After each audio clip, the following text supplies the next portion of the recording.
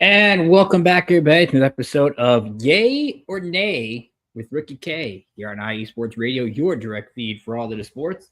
I am the aforementioned Ricky K. Thank you once again for joining me here on a fine Monday evening, a doubleheader of Monday Night Football. We have a lot to react to from a busy weekend in sports, and I want to hear from you. What are your biggest overreaction statements from the weekend? And I will tell you, yay or nay. Do I agree with you, or do I disagree with you? Be sure to follow us on X, TikTok, and YouTube at IE Sports Radio. Be sure to go to iesportsradio.com. Check out all of our shows, our insiders, what we got cooking here at the network, the shop, get some cool merch, all that fun stuff. And then be sure to follow me on X at Buckinator555. That's at RACK, letter I, Nader like a Terminator, and 3 5s. Also, co-host the Bullpen Bulletins. You can catch every Tuesday at 9 p.m. Eastern here on the network with Mike Pat. We'll be doing some baseball. Of course, the pennant push is underway. We're just 2 weeks to go until the end of the regular season. So if you have a statement you want to give me that I can react to, or you want to react to one of my statements, feel free to comment on YouTube. Feel free to comment on Twitch. Feel free to comment on X. You have multiple different avenues to voice your opinion on this fine evening, so I look forward to hearing from you. But as always, we start with the NFL on this fine Sunday, and got to be the Super Bowl rematch. That's the big story. The Kansas City Chiefs, for the first time in the Patrick Mahomes era, lose 3 straight as they fall to the Eagles 20-17.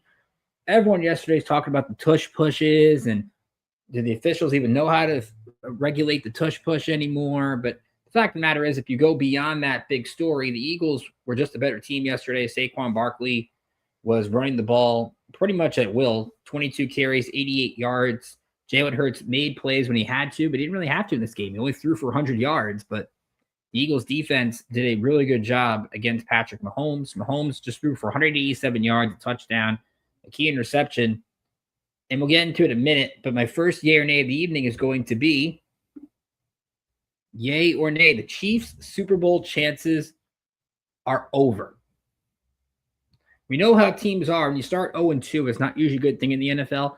I'm going to say nay to this one. I just think the Chiefs are not – I can't evaluate them until we know how complete they are. We don't – Rashee Rice is still suspended. Xavier Worthy didn't play yesterday. So you're taking away 2 playmakers from Patrick Mahomes. And yesterday, as Mahomes even talked about, and they mentioned it on the Fox broadcast, that Mahomes has had to do some more running, which he did. 7 carries, 66 yards, and a touchdown. The rest of the Chiefs running backs, Kareem Hunt, Isaiah Pacheco, just 53 yards on 18 carries. That's not going to get it done. The Chiefs are going to have to win games with defense, at least in the early stage, but it kind of reminds me of the Patriots dynasties of later years. When you look at Tom Brady in the late 2010s, the Patriots had to win games with running the ball and playing defense. It wasn't always Tom Brady had to make every throw. And every time I look at the Chiefs, I kind of compare it to the Patriots in the way their dynasties are kind of shaped. Like, if Kansas City loses to the Giants, did it to yay. I think 0-3, and the way that they would be performing, they still have a really tough schedule. I really don't know if they'll get there. They just have to get there. To me, we saw it a couple of times in the playoffs. If Mahomes is on the road, he's still someone you shouldn't count out. The Eagles, I think, just have the better plans defensively. And yesterday, the Chiefs lost this game more than the Eagles won this game. You look at the decision in the second half, it was tied at the half. Andy Reid goes for it on 4th and 1 from his own 36-yard line. Now, I don't see any reason to go for it in that spot. Your defense is shutting them down. You're at least containing the points. And in a low-scoring game where points are at a premium, why would you go for it from that spot? There was zero reason. It's not like your defense wasn't stopping them. Then you got to blame Travis Kelce. That ball's dropped in the end zone and picked off. Really, that should have been a touchdown. Chiefs should have had the lead. And we know you can't really assume things from there, but that could have been a much different game. So yesterday's loss was really on Kelce and Andy Reid. It wasn't really on Patrick Mahomes, in my opinion. Just the Eagles were the better football team. So Brian and Taryn are here. Brian says yay, but had 2 tough opponents. So if you're going to say yay, the Super Bowl chances are over, it's tough to really criticize the opponents. And then Brian also counters with nay, they get easier opponents the next few weeks. Chiefs have the Giants this week, but coming up, they still have Baltimore at home. Very tough game. At Jacksonville. Jaguars are no pushover. They won their first game and then gave Cincinnati a run for their money yesterday.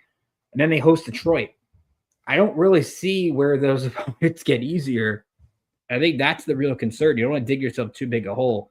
Taryn, who's also here, good Taryn Rodriguez, if you just missed it, Set Point was on a couple hours ago. Some good volleyball talk going on.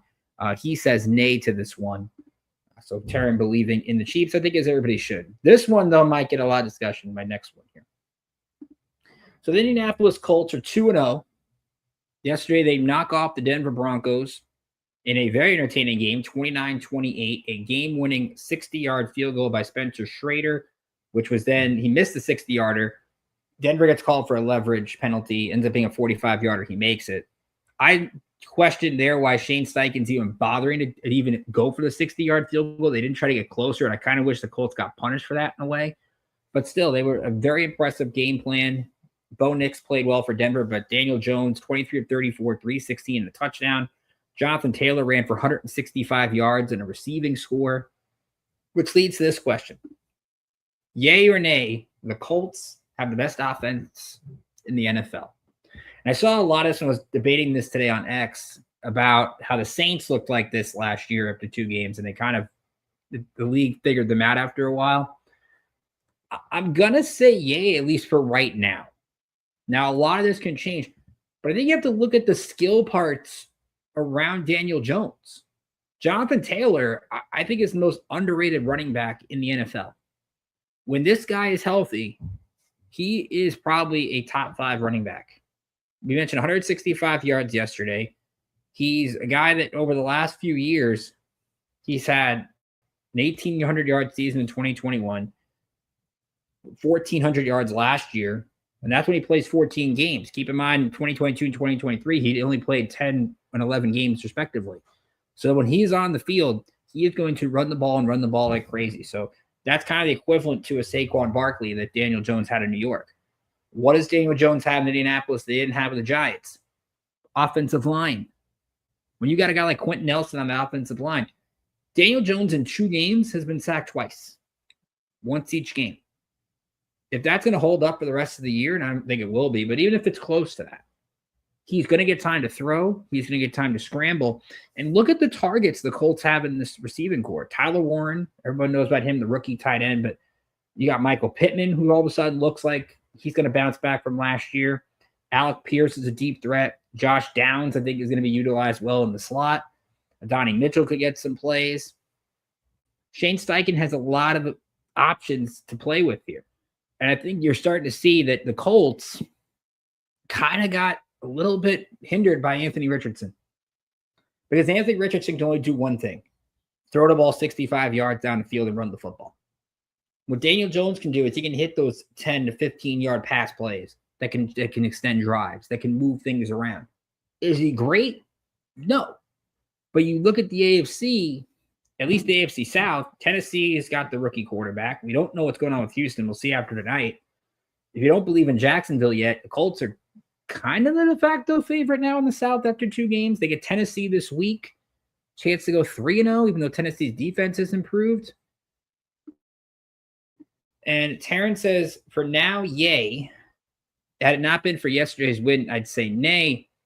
I'm going to disagree. So to counter for Taryn's point, what I'm going to say to that is, I don't think a loss yesterday, if that kick is no good, I don't think we sit there and say the Colts offense isn't at least top 2 or 3 in the league.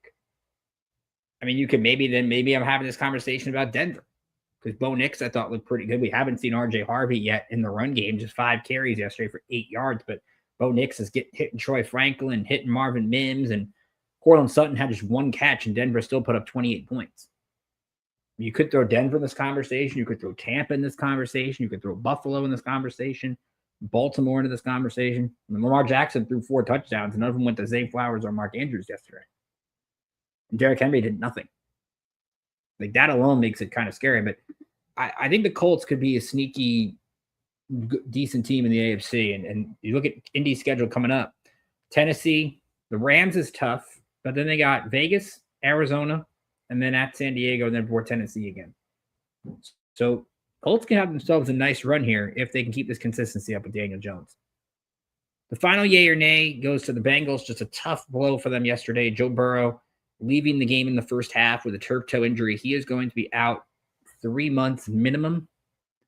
So the question is, yay or nay, the Bengals will make the playoffs. I'm going to say nay to this one. I was thinking about it all day because I want to give some love to Jake Browning. Jake Browning is not a bad quarterback, folks.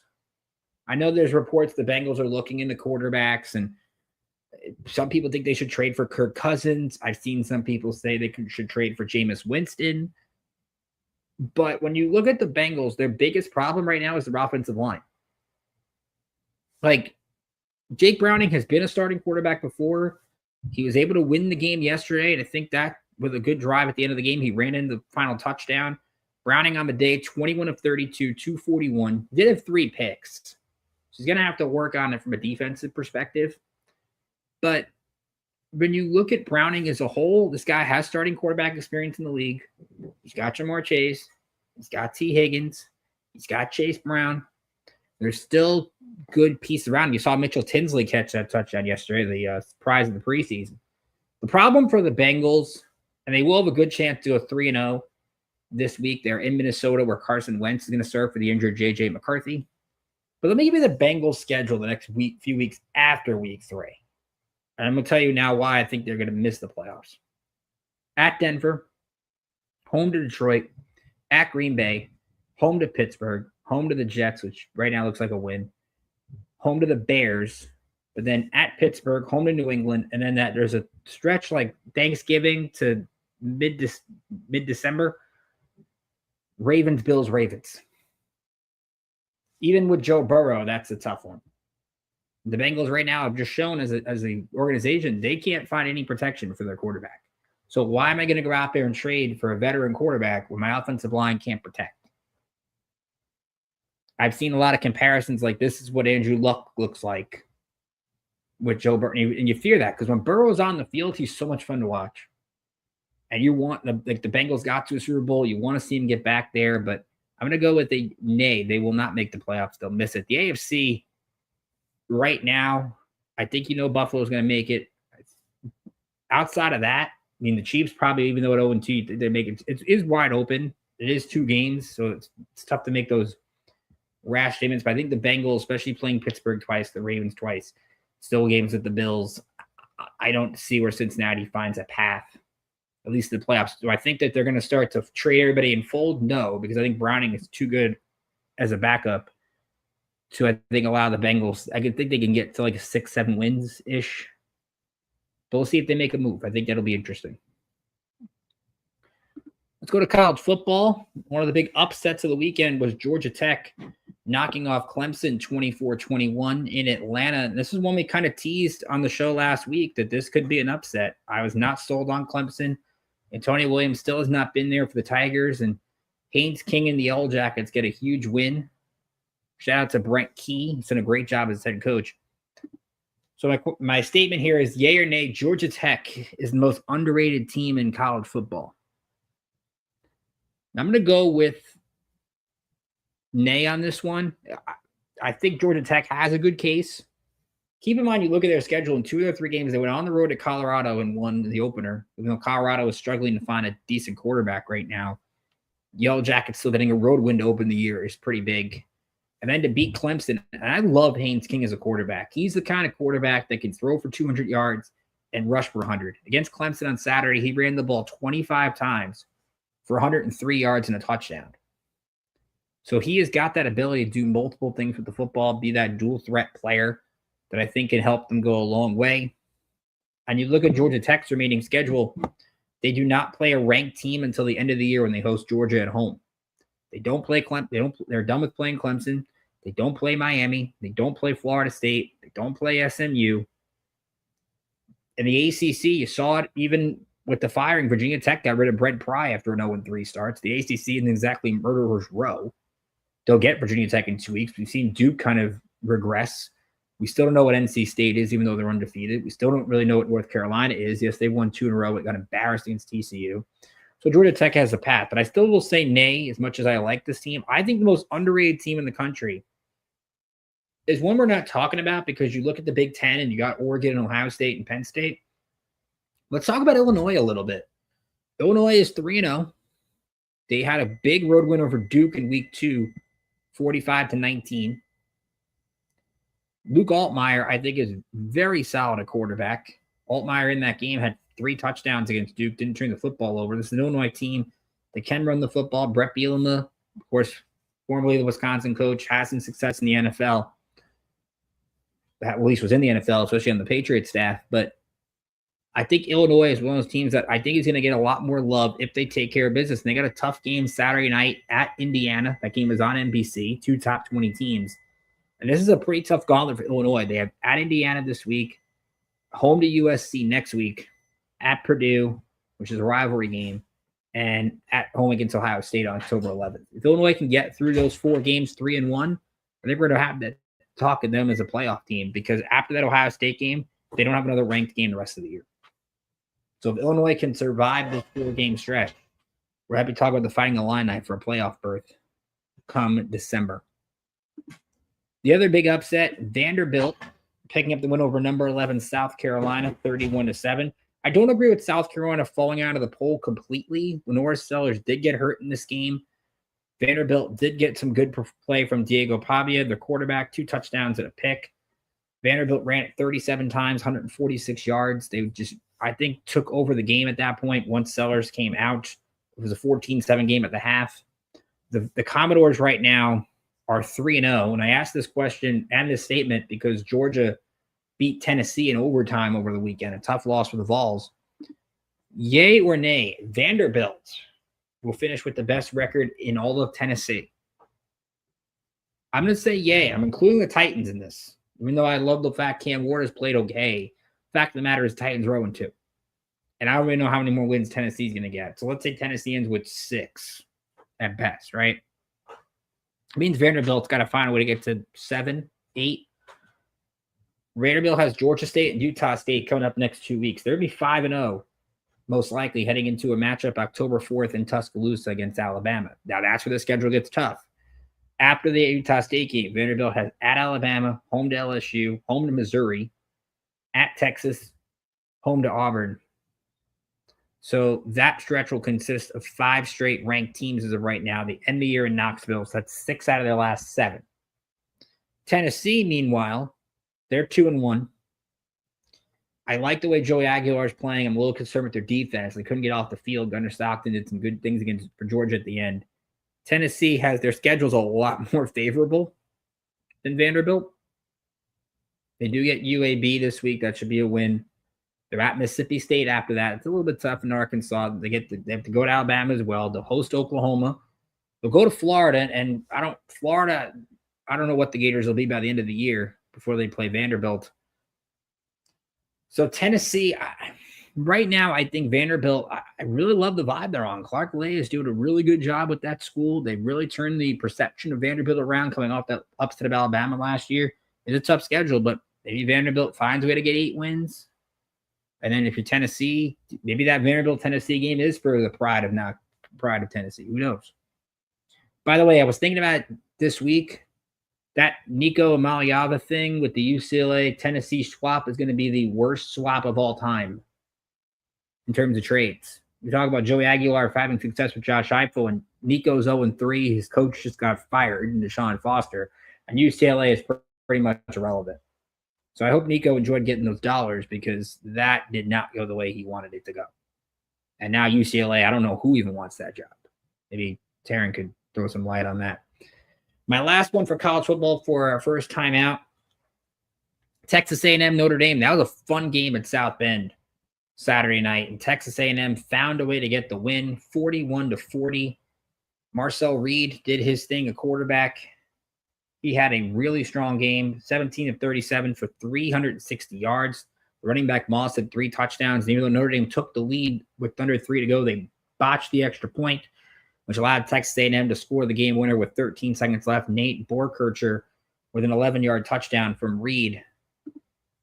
So yay or nay, Notre Dame's playoff chances are over. By the way, I think it's time we change things with the AP poll. There is zero reason that Notre Dame should be ranked. None. They played 2 games. They lost 2 games. I know those are against 2 ranked teams and 2 good ranked teams in Miami and Texas A&M. You should not be 0-2 and be in the top 25. USC is undefeated, and they're behind Notre Dame. That can't happen. Meanwhile, I just saw South Carolina teams I mentioned. They lose a game. They were 11th in the country, lose to a Vanderbilt team who's pretty good, and they're unranked. That's, to me, a joke. And that's where I'm more Notre Dame, pro Notre Dame than con Notre Dame. I know a lot of Notre Dame haters out there.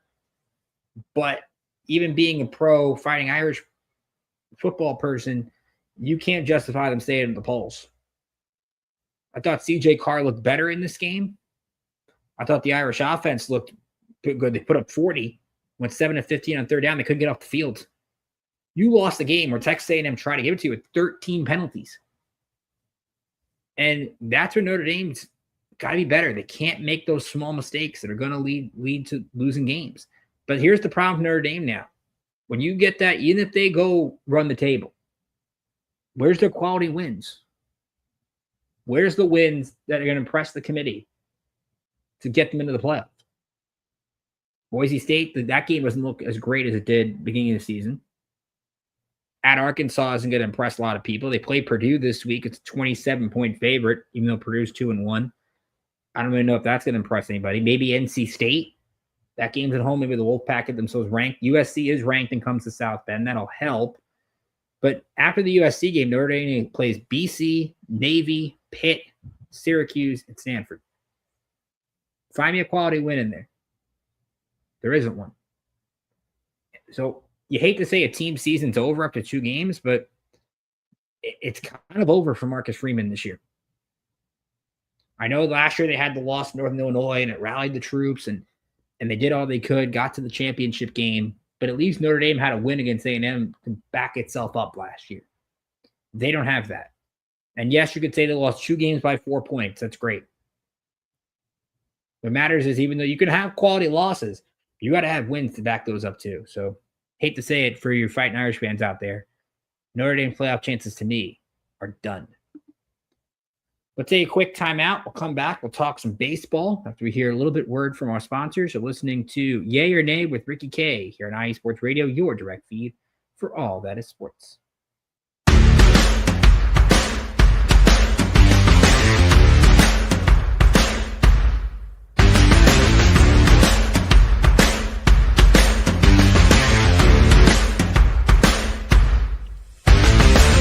IE Sports Radio fans, this show is brought to you by Planet Jerky Premium Brisket Beef Jerky. Planet Jerky is the official jerky of the 2022 California League champion Lake Elsinore Storm, single A affiliate of the San Diego Padres. This all brisket jerky has gluten-free options, contains no MSG, no sodium nitrate, is low in sugar, and high in protein. Go to their website at planetjerky.net and follow them on Instagram at Planet Jerky. Planet Jerky, the jerky that's on a whole other planet.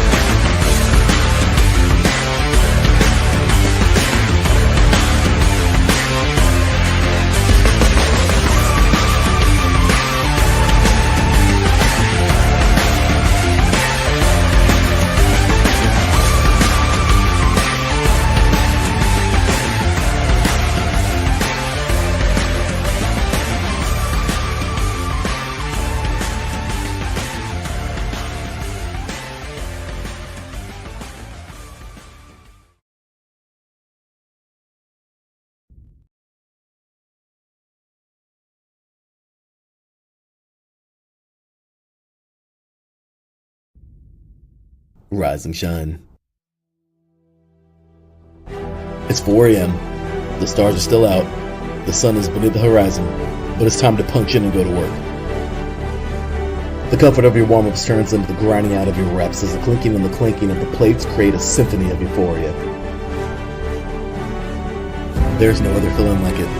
Earn it, burn it, and take what's yours.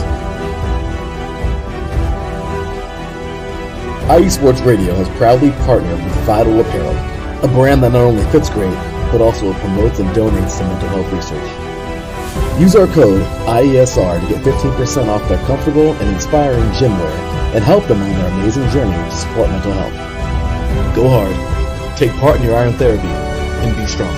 Because when your mental health is as strong as you are, there's no telling how far you'll go.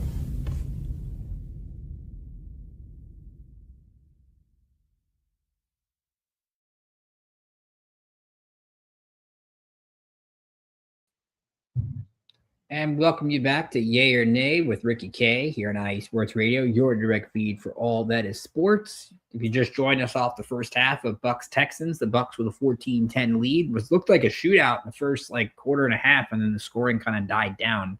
Just 8 completions for C.J. Stroud in the first half. Texans got to get the protection for him, but glad to hear from you, of course. If you have any overreaction statements that you want me to respond to yay or nay to, comment on YouTube, Twitch, and X. Happy to hear from you. Of course, at IE Sports Radio is where you can comment on X, or you can tweet me directly at Ricanator555. Just did some NFL takes. We did some college football takes from this past week.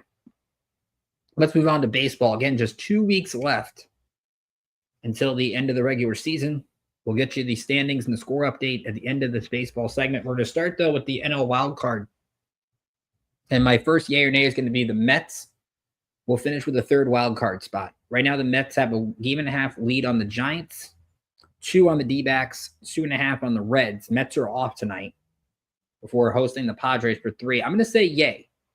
The Mets yesterday snapped an 8-game losing streak. They beat the Rangers 5-2 in 10 innings on a walk-off 3-run homer by Pete Alonso, and a win they desperately needed because they had a 2-0 lead on Sunday, ended up having the game tied by Texas. And the Rangers are a real interesting bunch because Corey Seager's hurt, Marcus Simeon's hurt, Nate Eovaldi's hurt, Evan Carter's hurt, and they're fighting through, and they're just getting young guys to contribute, and they're kind of have that us against the world mentality. And the Mets are playing extremely tight right now. It's a team really that's relying solely on rookies like Nolan McLean, who was excellent again yesterday. He has the lowest ERA through 6 starts in the Mets history. Brandon Sproat pitched well on Saturday. And it was a tough one for Jonah Tong. I feel bad for the kid because he's going up Friday at home against Jacob deGrom in his return to Citi Field, and the kid couldn't handle the moment. And that's okay. I mean, it's not okay in the grand scheme of things, but you understand this kind of stuff.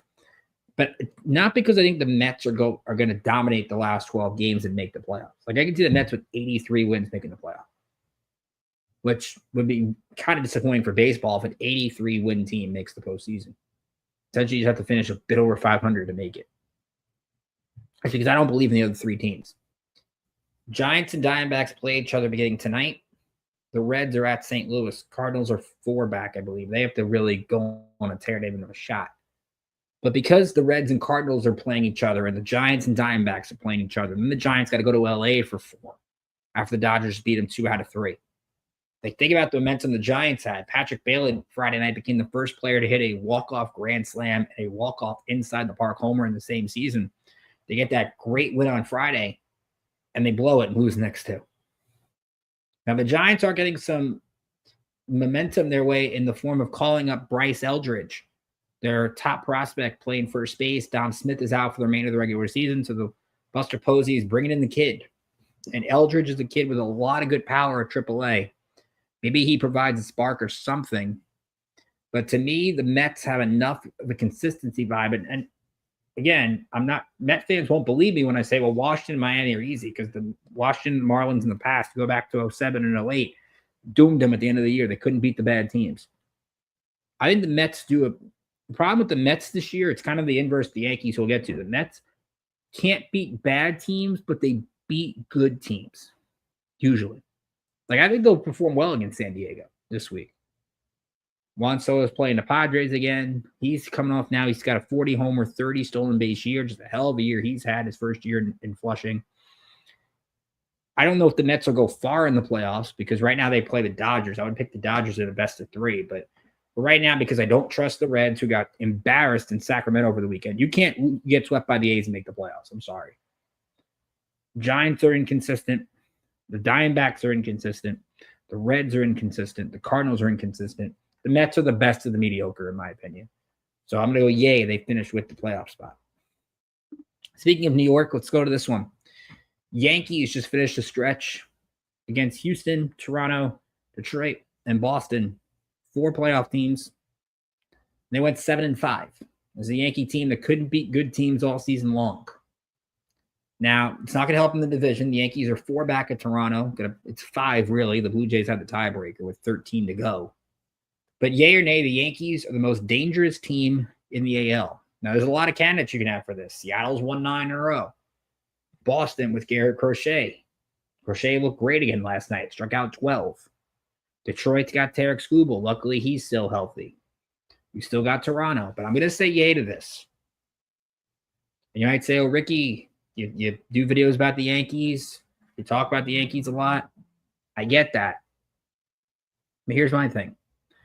You look at this Yankee offense. They can hit home runs. They strike out a lot. They struck out 15, I think it was almost 17 times last night. Not a good job by them. But they came back and made it a game because they can hit homers. Aaron Judge has had a pretty good run the last 2 weeks. He's starting to find it again. Stanton has been money when they needed him to be. And you look at the changes they've made. Jose Caballero playing shortstop now instead of Anthony Volpe. Volpe was probably the worst player in baseball this year. Caballero's come in, great defense, can hit a little power, steal some bases. He's the guy that Volpe is supposed to be. You have Ben Rice, who's had a really solid year behind the plate in first base. You have Jazz Chisholm, who's 1 homer away from a 30-30 year. You have Trent Grisham, who's played well. Cody Bellinger would be an MVP candidate most years. Like, the Yankees have found ways to improve this offense. And you look at this pitching staff. Max Fried gets another win the other day. He's got 17 this year. If Max Fried didn't have that rough stretch in the middle of the season, he would have 20-plus wins right now. He'd be a Cy Young candidate. Carlos Rodon, who's going tonight, has 16 wins. Will Warren, even though he struggled in the first inning last night, has made 30-plus starts this year. Cam Schlittler's been a really good rookie. Luis Gil is starting to find it again. What scares you about the Yankees? Their bullpen stinks. It's very inconsistent. David Bednar's been money since coming over from the Pirates, but Luke Weaver's been up and down. Devin Williams has been up and down, mostly down. Fernando Cruz has been up and down. And I know Boone likes to pick lanes, but at some point when you get to the playoffs, it's going to be finding the hot hands in that bullpen. But if the Yankees can piece this bullpen together, can they find a way to get consistency? If they do, and Jazz even said it, they think they can hang with anybody. And you have a 12-game stretch like they just did, where really 3 bad innings, 2 in that Detroit series and 1 last night, could have made that series very special. You might start to buy it a little bit. Am I saying the Yankees are the favorite? No. I don't really think there is a unanimous favorite in the American League, but I wouldn't say the Yankees are the favorite. I think they're the most dangerous. Like, you look at that Yankees-Red Sox projected wild card series, and you could make a case to where that series could make a run to the Fall Classic. That would be a lot of fun. So I'm going to say yay, they're the most dangerous team in the AL. And my third one, yay or nay, Cal Raleigh should be AL MVP. This is an interesting one. Cal Raleigh yesterday hit his 54th home run, ties Mickey Mantle for the most by a switch hitter in baseball history. He is 3 behind Ken Griffey Jr.'s Seattle Mariners record of 57. But Raleigh's had his inconsistencies, and really people will say when you look at Aaron Judge's numbers, while Judge has only 48 home runs, the average is better, the on-base is better, the slugging is better, the WAR is better. But I'm going to say yay to this. I know that's going to surprise a lot of you out there, but I'm going to say yay to this because I think of the impact Cal Raleigh has had. Now, Judge has had a significant impact in the Yankees because you know the Yankees, when Aaron Judge struggles, they struggle. But you look at Cal Raleigh, for the bulk of the year before the Mariners got Eugenio Suarez and Josh Naylor, he was the offense. The big thumper was the offense. And he has gone out there and not only been a great offensive player, but he's done a good job helping this pitching staff. And you watch his pitching staff over the last 9 games. George Kirby was excellent yesterday. Brian Wu's been good. See some flashes here from Bryce Miller, Luis Castillo, like Logan Gilbert. They've got the pieces. And I think you look at the Mariners, they're not where they are without leading the NL West the AL West without Cal Raleigh. So I think it'd be close. You could make the argument voter fatigue and not wanting to vote Judge should help Raleigh, and I think it will. Kind of like I think in the NL, it's going to help Kyle Schwarber. Do people have Ohtani fatigue? I think that Schwarber, who's hit 50 home runs this year, and the Phillies are going to win the NL East and maybe going to be the second best record in the National League. Could even be the top seed in the National League. They've got a shot at that. I mean, to me, that feels like an MVP in my book. I know a lot of people like Josh Ritter, who usually hear big Cal Raleigh fans. Big Mike's a huge Mariners fan. They would probably see A to me on this. And it's coming from someone who likes watching Aaron Judge. I think Raleigh just has been the more impactful player. I know stats don't back it up, but impact-wise, I think Raleigh should get the MVP. Because I think the only thing that would make a difference if the Yankees went on a tear, won the AL East, then I can make the argument for Judge. But to me, Raleigh, I think, is going to get it. So let's look at your standings, and we'll give you your score update first around the league. Yankees are actually losing right now to Minnesota, 1-0 bottom of the third. Yankees, it's all in front of them. They need to get that first wild card so that they can have a home series with Boston. Boston, if the Yankees lose tonight, is just one game behind that first wild card spot. So Yankees right now struggling. Just one hit against Simeon with Richardson in the first 3 innings. Other games of note, Blue Jays are losing 1-0 to the Rays in the fourth. Trey Savage making his debut for the Blue Jays, and he went from single A to the big leagues in just 1 year. Reds get a 3-1 lead over the Cardinals. That game's in the bottom of the fourth. Reds desperately need that one. And Rangers-Astros, 2-0 Houston right now in the bottom of the second. And what's significant, we did a video on this earlier. The Astros play Texas and Seattle at home. Houston has to sweep or Texas gets the tiebreaker. And then Houston-Seattle over the weekend, those two teams are tied 5-5. If Seattle takes 2 out of 3, they win that tiebreaker. So the Astros, any hope of winning the AL West would have to be in this series. In terms of the wild cards, I think you're going to get 2 from the AL West no matter what. As good as Cleveland is, they're 2.5 back. Cleveland also plays the Tigers 6 of their final 13 games. That's a tall order to ask Cleveland to do that. Your standings, Blue Jays 4 up on the Yankees, Tigers 6.5 up on Cleveland, Mariners 1 up on the Astros, and 3 up on the Rangers. The wild card in the American League right now, Yankees a game right now 2.5 up on the Red Sox. Again, that could change. 1.5 up on the Red Sox. If they lose tonight to Minnesota, it would just be a game ahead. Boston is a tiebreaker. Houston's a third wild card right now, 2 ahead of Texas and 2.5 ahead of Cleveland. In the National League, Phillies' magic number to clinch the division is just 1. The Brewers also clinched a playoff spot. They are up 5.5 on the Cubs. Phillies clinched a playoff spot over the weekend as well. Dodgers are 2.5 up on the Padres. The wild card, Cubs right now, clearly the first wild card. They're 3.5 up on the Padres. Padres have a 5-game lead in the Mets for the second wild card. So unless the Mets sweep the Padres, that's going to really stay the same. Giants are 1.5 behind the Mets. Diamondbacks are 2 games back. Reds are 2.5. And the Cardinals are 4. So that is your update. We'll have another update on the standings and everything like that next week on the final regular season update for baseball. And then we are working on, hopefully for Bullpen Bulletin, doing a special playoff preview show at the end of September, right before Wild Card Week starts, to get you set for the postseason. Speaking of the postseason, let's talk WNBA. Playoffs got underway yesterday. 4 game ones in the books. You had the Lynx steamroll the Valkyries 101-72. The Dream beat the Fever 80-68. You had the Liberty in overtime upsetting the Mercury 76-69. And you had the Aces extending their win streak to 17 games over the Storm. Well, not over the Storm, but in general, 17 straight. They get the win 102-77. So off of that topic, yay or nay, there will be 4 sweeps in the first round. I think the Lynx will sweep the Valkyries. Remember, the Valkyries don't get to host because San Francisco's got the Laver Cup, so it'll be in San Jose. So that's going to be really tough to get a home court for the Golden State Valkyries. So I think the Lynx will sweep.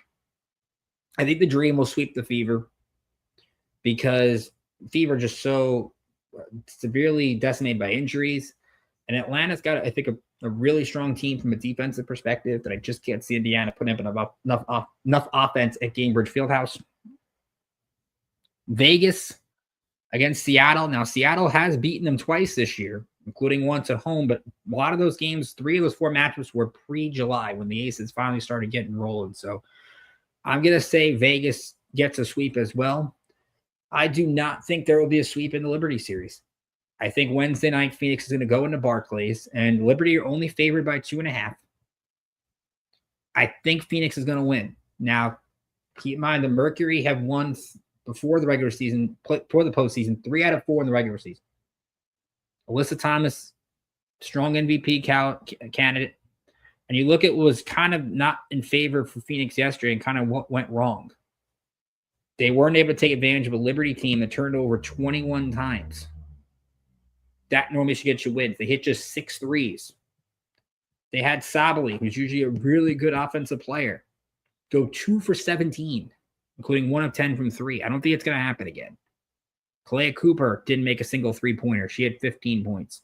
And Thomas didn't have her triple-double, but she was very effective. What's, I think, going to keep Phoenix in this series, that doesn't mean I think the Liberty won't win this series. What happened in overtime to Brianna Stewart yesterday? Brianna Stewart had an N1 in overtime. And the Liberty got a great game from Natasha Cloud and a great game from Sabrina Ionescu. But Brianna Stewart gets the N1, and she falls, kind of holds her knee, ends up leaving the game. I think she took the free throw and left the game. Cindy Brundello, the head coach after the game, said that the timetable was not available at this time, and the latest report was that she went an MRI and additional testing on Monday. So we still don't know. We'll get more info tomorrow. The Liberty could slow play this. They could sit Stewart on Wednesday. Now you've got a 1-0 lead. The worst thing that can happen is you play a game 3 Friday out west. But what's important to this matchup is the Liberty are a different team when they're completely whole. When they were battling injuries this year, they were not the same team. Brianna Stewart, I think when she was in the lineup, they have under double-digit losses. Like, that's what keeps them in the running to repeat as champions. They need her to win. And if she's not in the lineup Wednesday, can't see the Mercury have another off game. I think they would find a way to win. So I'm going to say nay, there will not be 4 sweeps. There'll be 3. But I think ESPN and the ESPN2 will get a game 3 Friday between the Mercury and Liberty. Speaking of the Lynx, we talked about them getting the blowout win. And the Valkyries, I got to give them credit. At least Veronica Burton, she won most improved player. But yay or nay, the Valkyries coach was out of bounds for calling out the officiating. I'm going to say yay to this. I did not like that fact that there was basically, when you looked at that game yesterday, and their head coach, Natalie Nakase, she was ended up after the game pleading with the referees to give them a fair fight and a clean fight. She talked about, I want a fair fight. I really do. I want a clean fight, but I love the fact that both teams are playing their hearts out. They're fighting, but I would like it to be fair. Now, she got a technical foul. Ileana Rupert, one of her players, got 3 fouls. And whenever a coach complains about officiating, I like to look at the free throws. You all kind of look at that with the NBA, right? Lynx had 24 free throws and 23 fouls. The Valkyries had 22 fouls and 27 free throws. But the Lynx had 11 of 24 free throws second quarter. They outscored them 26-12. Now, you can say if that game is close and you want to make that argument, then sure. They lost the game by 30 points.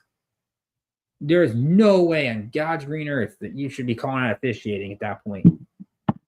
The Lynx are the better team. Like, if I'm the Valkyries, I know you don't want to have like moral victories. You made the playoffs in your first year in expansion in WNBA. That's an accomplishment. Nobody's ever done that. But the Lynx are just a superior team. Like, you could talk about maybe you're trying to lobby it so you have a better chance in game 2, but I mean, you look at the regular season this year, the Lynx swept them. And by swept them, I mean 3 of the 4 matchups were double digits. So without Kayla Thornton, who's Golden State's best player, I don't know how the Lynx are going to lose this game. Especially now the Golden State doesn't have a real, maybe she's lobbying for the officials because they don't have a home court advantage really in game 2. It's possible. But at the same time, I just don't see it. We're going to take one more time out. We'll come back. We'll talk some MLS. There's a real dangerous team in the East that's trying to break an MLS record. And we're not talking about them that much. We'll also mention Gotham FC making a run and why Manchester United should worry about relegation. The nerve of me to bring that up, but we will talk about it. Coming up next on Yay or Nay with Ricky K here on IE Sports Radio, your direct feed for all that is sports.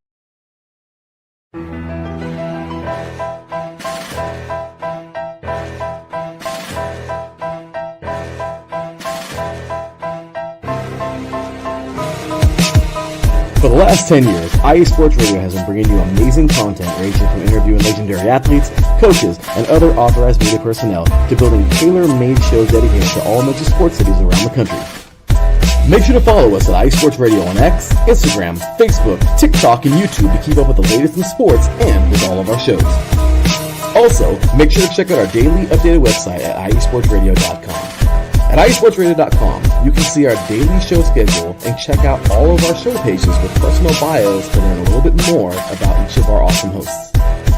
In addition to our show pages, you can catch the IE Sports Radio blog, Hall of Fame, Fans of the Month page, and our merchandise shop including t-shirts, tank tops, caps, long sleeves, hoodies, and more. For now over a decade here at IE Sports Radio, we've continued to be by the fans, for the fans, and we thank you all for your support and for making IE Sports Radio your direct feed for all that is sports.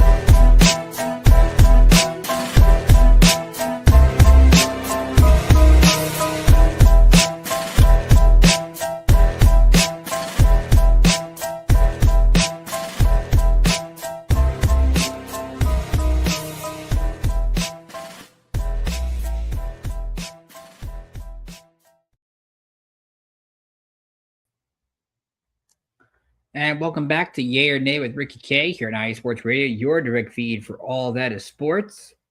Wrapping up episode number 2.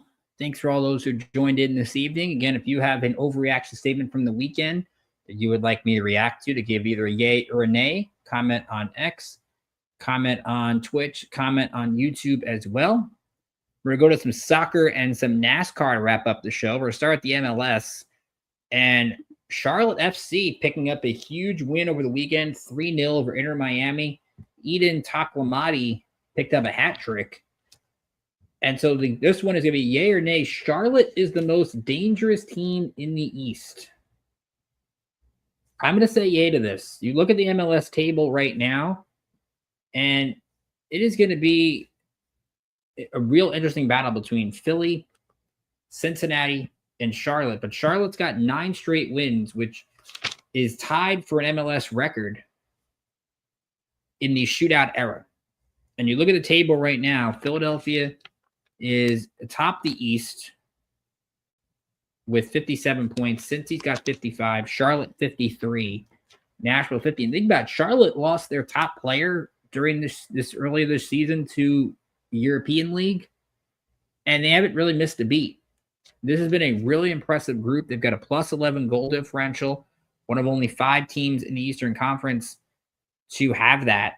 They put up a clean sheet against Messi's squad. They got a big penalty kick goal, and their defense has been really good. You go back to August, 4 of their last 5 in August. Now you count this last game, 5 out of 6, and have ended in a shutout.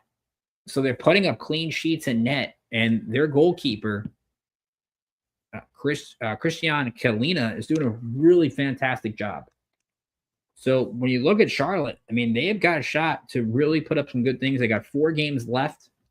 They do end the year with Philly, but they end the year with Philly at home. So Charlotte's got a real chance to win the top spot in the East. They have NYCFC coming up on Saturday. That game is at Yankee Stadium, but a win would give them 10 in a row. And right now they are, I think, in rare form, especially when you look at it with only a few games left. They're in a really good position, I think, to make a run in the MLS Cup. My other yay or nay for the MLS, Inter Miami will miss the playoffs. I'm going to say nay to this, but I don't like the way Miami's playing right now. Miami, as we mentioned, just lost to Charlotte. They do have 9 games left. 4 of them are against non-playoff teams. That should help them. They don't have Luis Suarez next to, and they play Seattle coming up this week in a Leagues Cup rematch. I think they'll find it. The Red Bulls, on the other hand, have 4 games left, and they're 6 points back. The Red Bulls play 3 playoff teams potentially in those last 4. That's going to hurt them as the Red Bulls try to keep that consistent playoff streak alive. What is interesting, though, with Miami is they play the Chicago Fire on September 30th. And right now, if the season ended today, Miami and Chicago would play in a 1-game playoff to stay in the MLS Cup. You can't imagine a team with Messi and Suarez and all that talent having to play a 1-game playoff and finishing 8th in the East. But that's on the table right now. Now, fortunately for Miami, they've only played 26 games. So they have 2 games at hand where they can make up that ground and get back into the top 5. But the matchup you're watching right now is really between NYCFC or Orlando's 6th, NYCFC's 7th, Miami's 8th, Chicago's 9th, New York Red Bulls are 10th. New England's 11th, but they just fired their head coach, Caleb Porter. I don't really think they're going to make a run the rest of the way. So that's how the East is shaping up. In the West, San Diego, 2 points up on Minnesota for the top spot. Vancouver's 4 points back.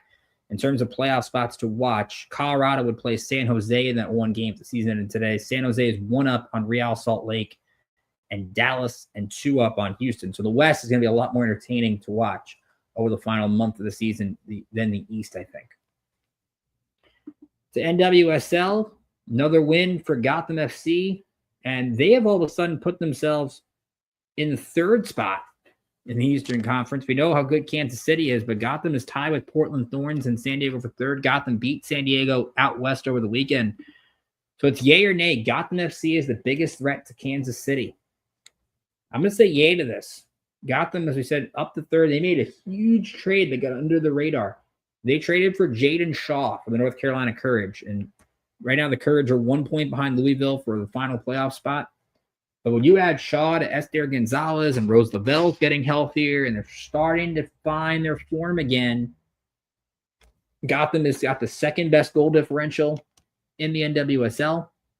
They played Kansas City this year, had a couple of goals brought back due to VAR, things like that. They've got a shot. If there's another team that's got a good chance, it's Washington. Washington right now is 2nd. They played Kansas City over the weekend on the road, had a player get knocked out of the game due to 2 yellows late in the second half in Hal Hirschfeld, and they ended up finishing it a 0-0 draw. Now, Kansas City didn't have their best player. They can kind of slow play this if they want because they've got this huge lead. So they don't have to worry about playing their top player when they're going to be the 1 seed anyway. But Washington, to me, with Trinity Rodman, that's a team that, of course, made a run last year in the NWSL playoffs that could really make that another push.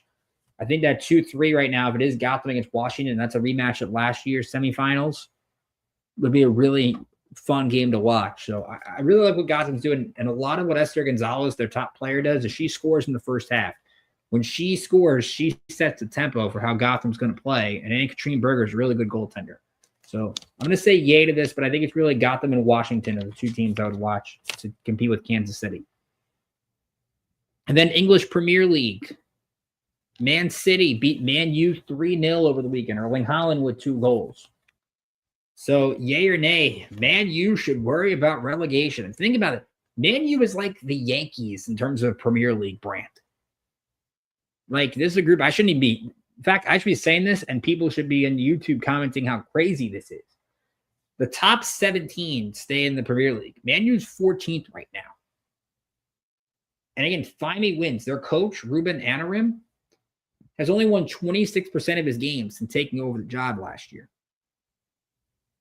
And he mentioned after their 3-0 loss to Man City over the weekend, when people asked him, should he change his tactics? He said they should change the man if they want the tactics to change. I would love a coach, by the way, in professional sports to just say that. Like, if you're going to change stuff, then that team should get rid of me. I like the honesty. I'm not changing who I am. They want to change it, fire me. Because you have a report coming on Wednesday that's going to show that Man U is really in a bad financial state. It's almost as bad as their soccer team. And their soccer team or their football team is really, really bad. They can't score goals. Their goaltending's a mess. And you know what doesn't help them? They play Chelsea on Saturday. And Chelsea's been struggling. Now, there was a report a few hours ago that the board of Manchester United is backing this guy still, that there is this is a report from ESPN. Rob Dawson has this. Sources have told ESPN that while there's an acceptance that results must improve, the hierarchy believes there's been progress since last season. Ahead of this weekend's games, Amarim's team led the Premier League in a number of stats, including expected goals, total shots, and touches in the opposition's box. United also had more possessions than City and a similar number of shots. I'm sorry, when did I last? That sounds like horseshoes, hand grenades, and everything is close and fun and awesome, and we're playing hard, but it's analytics showing that we're better. Like, all right, results should improve. Results, they're terrible. Like, you're losing 3-0 to a rival. That can't happen. I know it's on the road, but that's still an embarrassing result. And you look at this team's August. They drew with Fulham. They needed a late win to beat Burnley. Otherwise, they would have drew at home. They drew against Everton. They lost in the second round of the Carabao Cup to Grimsby United. Keep in mind, it's Grimsby United. That is like a minor league team beating the Yankees. That doesn't happen. And you look at Man City, again, playing Chelsea coming up on Saturday. They got Liverpool coming up in October. Again, where the win's coming from. I know Liverpool is like the Chiefs. They find ways to win in late in games. The other day, Salah gets a penalty kick goal to get a win in the 95th minute. Like, that doesn't stoppage time. That doesn't really happen. But I'm going to say yay or nay. Man, I'm going to say yay. I actually worry about it because you're looking at probably another coaching change. And eventually you can change the coaches all you want. Maybe the players aren't that good. And imagine the outcry. We've seen like a craziness like Leicester City winning the Premier League and how great that story was. Think about the opposite if Man U has to play in like in the league below the Premier League. Like, that would be really weird and a real embarrassment to this team. I know it's early, but again, when you're 14th and the 17 teams only make the cut, you have to talk about this topic. Last but not least, NASCAR into the round of 12 at New Hampshire coming up on Sunday. And the yay or nay for NASCAR is going to be Chase Briscoe is the favorite to win the title. Chase Briscoe, to his credit, they played 3 races in the round of 16. He has made the top 10 in each one. I'm going to say nay, though. I still think it's Denny Hamlin. We talked about the other day that Denny Hamlin, what a year. He's had 5 wins, not even his best year. He's always consistent. And I think as you start to whittle this NASCAR field down until we get to the championship in a couple of months, I know Briscoe is having a good run. He's consistent. I don't doubt he's probably second or third in my book in terms of people I think it's going to win. But to me, Denny Hamlin is still the favorite to capture the championship. So that is our show for this week. And thanks to all those who tuned in. We'll be back with more yay or nay next week. It'll be, as we head toward the end of September, we'll react to, of course, week 3 in the NFL. We'll react to some big college football games on the docket for this week. We have a lot of great college football, by the way, next week. Texas Tech against Utah. We got Michigan, Nebraska, Illinois, Indiana, Florida against Miami. A lot of good games we'll dive into. We'll talk more Premier League, WNBA playoffs, baseball will be a week and a half left until the end of the regular season. It'll be so much fun. Again, get those statements in throughout the week. Follow us on X, TikTok, YouTube at IE Sports Radio, or follow us on X follow me on X at Rickinator555. For Larry B and all of our crew, this has been Yay or Nay with Ricky K, saying have a great rest of your week, and I will see you next time.